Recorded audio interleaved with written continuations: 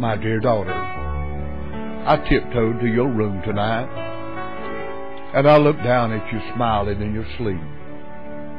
You were so lovely, my heart nearly broke, and I thought how very much like Sleeping Beauty a little girl is. When I tuck you in at night, I never know how old you'll be when you wake. One evening you crawl on your dad's lap and throw your arms around his neck. The next morning you might be much too grown up for that sort of thing. You're so quickly approaching the awkward age. Too young to drive a car and yet too old to be carried into the house half asleep on Daddy's shoulder. I have a secret that I've never told you, Sleeping Beauty. You're going on a very exciting trip.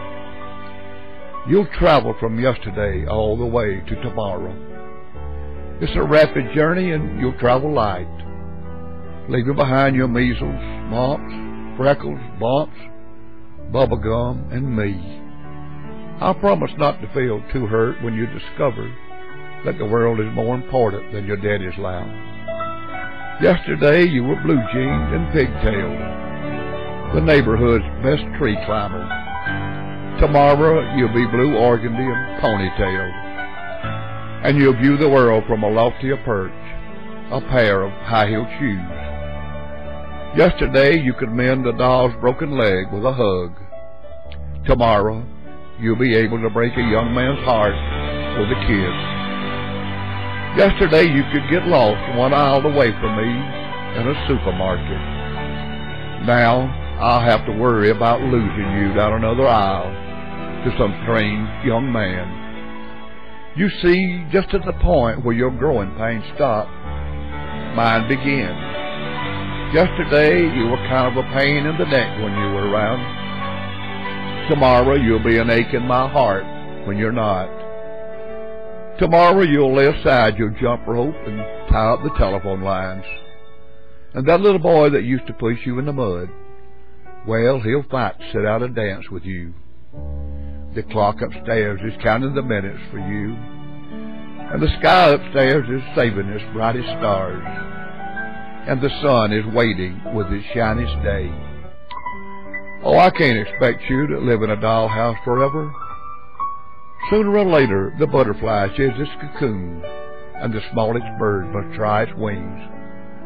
But when you grow up and out of my arms, when you finally get too big for my shirts, I'll still recall how you used to scatter dust and dolls and protect her through every room in the house, but you spread sunshine too.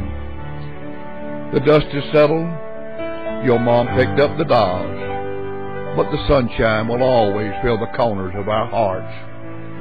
So here I am talking in your sleep, because, well, if you saw this look on my face, you'd laugh, and if I spoke with this lump in my throat, I'd cry.